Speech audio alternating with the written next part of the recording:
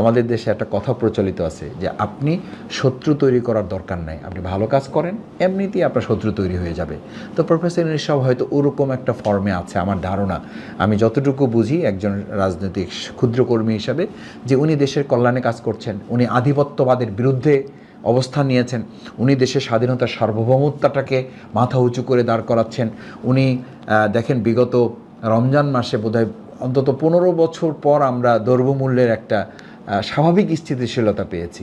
বিদ্যুতের ব্যাপারে বলা হয়েছে যে এবার যদি বিদ্যুতের কোনো ঘাটতি হয় তো গ্রাম থেকে শুরু হবে না, ঢাকা থেকে শুরু হবে। মানে এগুলো কিন্তু একটা ম্যাজিক্যাল ব্যাপার, এগুলো খুব ছোট ব্যাপার না। এই চ্যালেঞ্জগুলো এই সরকার তো নিচ্ছে। হ্যাঁ, অনেক ক্ষেত্রে তাদের সীমাবদ্ধতা আছে, আমি ব্যর্থতা বলবো না, কারণ 6 মাস 7 মাস 10 মাসে একটা সরকারের সফলতা ব্যর্থতা নির্ধারণ করাটা যথাযথ নয়। আপনি তাকে একটা সময় তো দিতে হবে।